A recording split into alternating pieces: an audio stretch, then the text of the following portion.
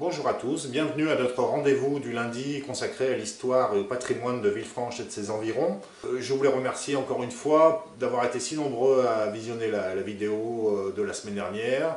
Je vous remercie aussi de vos réactions. Mais par contre, vous n'avez pas été très nombreux à poser des questions pour cette semaine. Donc je vous invite toujours à poser vos questions, à suggérer des thèmes sur tout ce qui vous intrigue, tout ce qui vous intéresse, tout ce qui vous interroge sur l'histoire de Villefranche, son patrimoine, les choses insolites que vous pouvez rencontrer en vous promenant.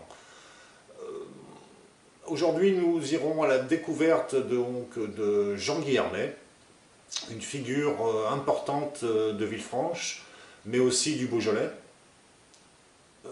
On l'appelait le chantre ou l'ambassadeur du Beaujolais, puisque ce personnage, à partir des années 1930 jusqu'à sa mort en 1978, a contribué fortement à faire connaître notre région à travers la France, mais aussi le monde.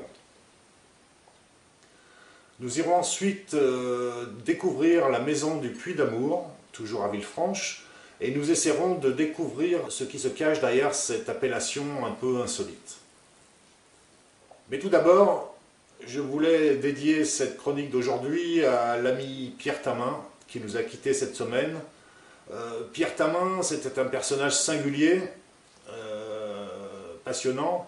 C'est aussi quelqu'un qui a sorti une douzaine de livres, des nouvelles, romans, mais aussi des poésies. Pierre et son frère Michel, qui assuraient souvent les photographies de ses ouvrages, c'était des personnages vraiment intéressants pour ceux qui les ont connus. Donc les frères Tamin, comme on les appelait, étaient de toutes les manifestations, tous les salons du livre. On pouvait les croiser de Montseul à Châtillon-d'Azergues, de Châtillon-d'Azergues à Villefranche. Ils étaient partout, tout le temps, et leur bonne humeur, leur gentillesse, leur humour, et toujours une bonne bouteille à faire déguster, avec modération bien sûr. Et donc je voulais aujourd'hui rendre un petit hommage donc, à Pierre Tamin.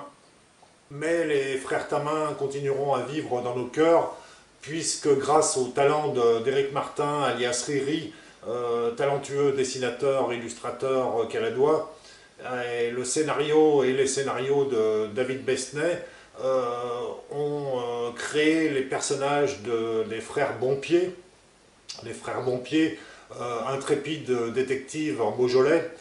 Déjà 2 tomes parus, le premier, Le mystère de la femme à 2 têtes, le deuxième, Une étrange disparition à Clochemerle, et bientôt vous pourrez découvrir le 3e tome, Un mystère au Montbrouilly. Donc adieu l'ami Pierre, et une pensée bien sûr pour son frère Michel. Nous allons maintenant du côté de la gare, et plus exactement dans le hall de la gare de Villefranche, pour découvrir une grande fresque de près de 5 mètres de long sur 2 mètres de haut. Cette fresque se trouve dans le hall, et beaucoup de gens, moi le premier, passant devant souvent sans vraiment la voir. Cette fresque a été inaugurée en 1963. Elle est l'œuvre d'un peintre régional qui s'appelle Perrichon-Bellet, un peintre d'inspiration cubiste, avec une palette très colorée, qui est plutôt portée d'habitude sur les paysages. Et donc cette fresque lui est commandée à la fois par la municipalité de Villefranche, mais aussi par la Chambre de commerce, l'Union interprofessionnelle des vins du Beaujolais et le syndicat d'initiative de Villefranche. Tous ces organismes veulent montrer en fait le Villefranche moderne, le Villefranche de l'après-guerre, le Villefranche qui s'est développé. Donc dans cette fresque sont représentés à la fois le nouveau quartier de Belle-Roche qui vient de sortir de terre, mais aussi le nouveau lycée Claude Bernard. On y montre aussi tout ce qui fait la richesse de la ville, c'est-à-dire l'industrie textile, l'industrie mécanique, bien sûr tout ce qui concerne le commerce des vins du Beaujolais. On y voit quelques personnalités qui sont peintes, et peut-être certains d'entre vous se reconnaîtront. Mais nous allons nous attarder aujourd'hui plutôt sur la personne qui est sur la droite, la personne qui tient la carte sur la droite et qui porte le costume de compagnon du Beaujolais. Ce personnage, c'est Jean Guillermet. Jean Guillermet, c'est une grande figure, peut-être un peu oubliée aujourd'hui, puisqu'il est mort en 1975, mais Jean Guillermet a, pendant une bonne quarantaine d'années, vraiment régné un petit peu sur la vie intellectuelle, à la fois sur la vie commerciale, et surtout a été un des pionniers pour faire connaître le Beaujolais. Et pas seulement le Beaujolais viticole, mais aussi le Beaujolais de son patrimoine, le Beaujolais historique. Et c'est vraiment une des figures centrales en fait, du patrimoine beaujolais. Ce qu'on retient surtout de Jean Guillermet, c'est en fait, puisqu'on l'appelait le chantre ou l'ambassadeur du Beaujolais, puisque avec les compagnons qu'il a contribué à créer avec quelques amis, Léon Foyard, Claude Geoffray, Joseph Descroix et bien d'autres, il a créé les Compagnons du Beaujolais en 1948. Et avec ses compagnons du Beaujolais, il s'était donné en fait comme mission de promouvoir à la fois le vin du Beaujolais, mais aussi la région tout entière. Et il va parcourir l'Europe, le monde, avec ses compagnons, pour justement faire connaître, introniser des personnalités du monde du spectacle, du monde des arts, du monde de la politique, et donc va largement contribuer à faire connaître notre région à l'international. Mais ce qu'on retient aussi de l'œuvre de Jean Guillermet, c'est sa maison d'édition dite du Cuvier. Cette maison d'édition a été créée en 1931. Elle s'appelle les Éditions du Cuvier. Pourquoi? Avec sa femme Madeleine, qui est largement aussi à honorer, puisque plus dans l'ombre bien sûr, mais elle a largement contribué à l'œuvre un petit peu de Jean Guillermet.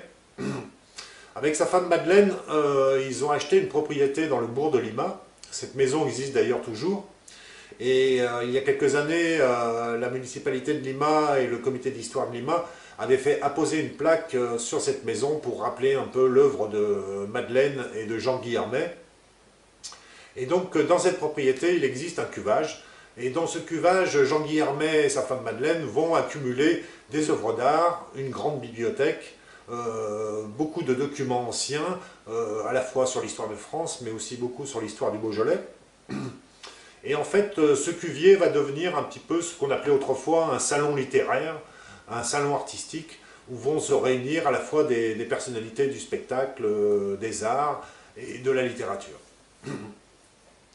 Et donc, Jean Guillermet, en 1931, va créer sa maison d'édition, et va créer ce qu'il appelle l'Almanach du Beaujolais. Cet Almanach du Beaujolais va devenir un petit peu la vitrine de sa maison d'édition. Et cet Almanach du Beaujolais va apparaître sans interruption, même pendant les années de guerre, de 1931 jusqu'en 1960, où Jean Guillermet va prendre un peu sa retraite. Et ces éditions du Cuvier vont vraiment devenir un petit peu une référence au niveau de l'édition régionale, puisque ce n'est pas moins de 180 ouvrages qui vont sortir de cette maison d'édition, et tous ces ouvrages en fait constituent même encore actuellement une véritable mine d'or pour tous ceux qui s'intéressent à l'histoire et au patrimoine du Beaujolais. Il sait rassembler en fait beaucoup de monde, à la fois des historiens, mais pas seulement. Ce sont aussi des folkloristes, des patoisans, des poètes, mais aussi des artistes. Il va contribuer à faire connaître des artistes tels que Luc Barbier, Henri Grisot, Émile de Villiers, mais aussi le très talentueux graveur sur bois, Philippe Burneau, qui vont illustrer abondamment ses ouvrages, mais aussi ses almanachs tous les ans. Jean Guillermet, ce n'est pas seulement la maison d'édition, ce n'est pas seulement l'ami des arts, mais c'est aussi quelqu'un qui s'investit dans la vie économique de la vie artistique aussi, puisque en 1936, il va créer peut-être la première galerie d'art à Villefranche. On vient de construire l'immeuble qui est à côté de la mairie, qui s'appelle le Forum, que tout le monde connaît. Et donc, au rez-de-chaussée du Forum, il va installer la première galerie pour promouvoir justement les artistes régionaux. Mais, comme je le disais, il s'investit aussi beaucoup dans la vie économique de la ville, puisqu'en 1932, il est à la fois le promoteur et le président de la première braderie de Villefranche. Cette braderie, il y en aura plusieurs autres ensuite, qui est là pour justement promouvoir le commerce et la vie économique de Villefranche. D'ailleurs, pendant 20 ans, il présidera l'Union des commerçants et des artisans de la ville.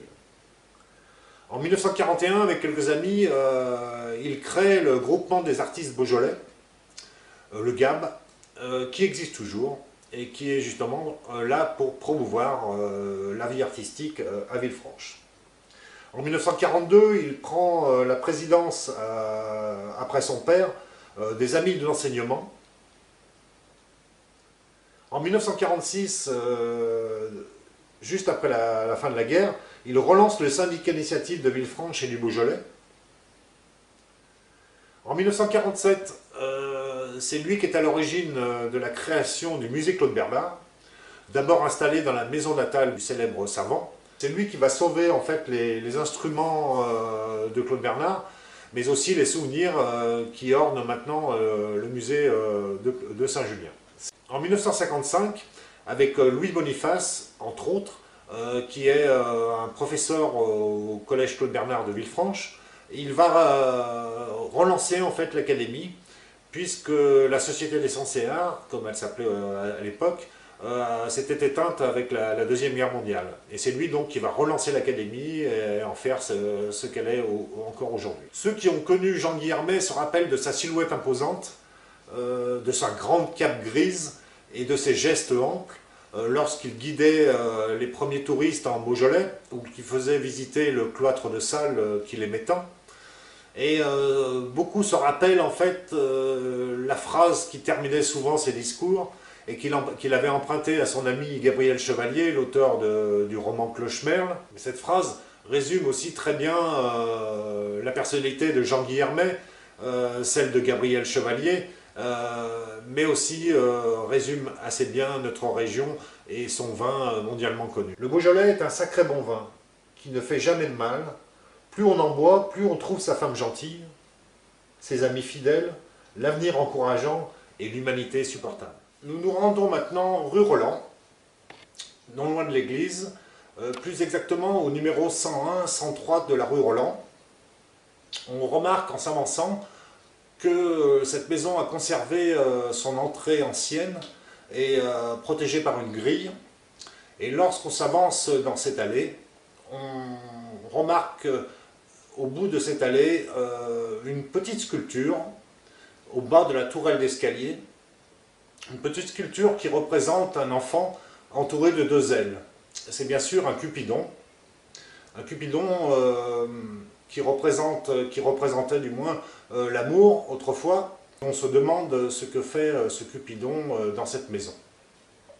La solution vient du fait que cette maison s'appelait autrefois la maison du Puy d'Amour, par le fait que sur la rue Roland, devant la maison, se trouvait autrefois le puits dit d'Amour, qui a été démoli dans les années 1840-1850, puisqu'à cette époque, la municipalité avait décidé de procéder à l'alignement des rues, et donc d'enlever tous ces puits, une dizaine autrefois, disséminés dans la ville.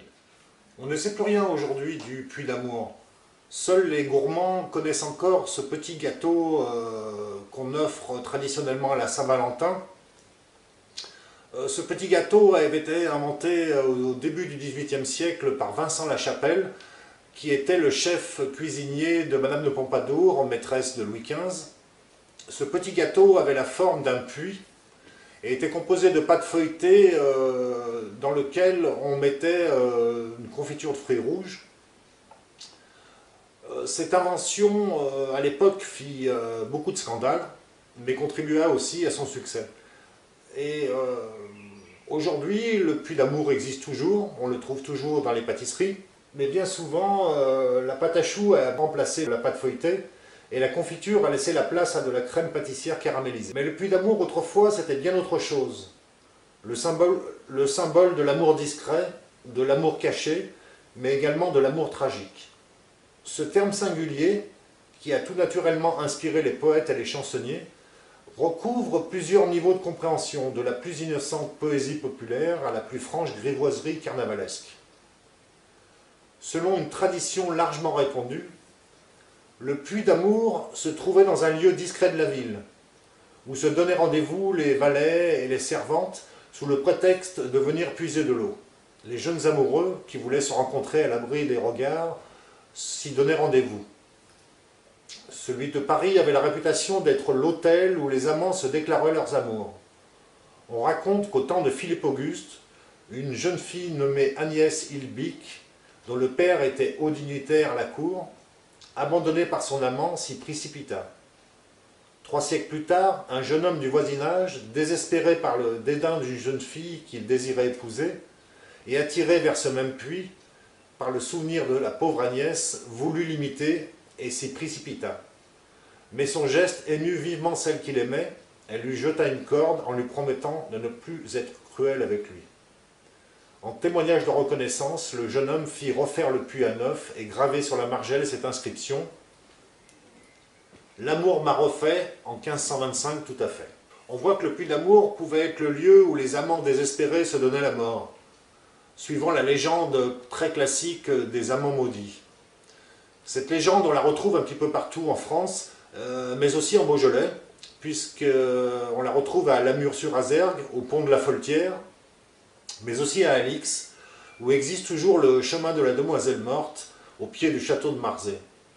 Mais le puits d'amour, c'était aussi le symbole parlant du sexe féminin, source de plaisir célébrée dans les chansons grivoises et les mascarades de carnaval. Un opuscule, publié à l'occasion du carnaval de Lyon en 1539, décrit le défilé à la tête duquel trône la reine du puits d'amour, Dame Vérole, personnification de la syphilis qui fait alors de terribles ravages.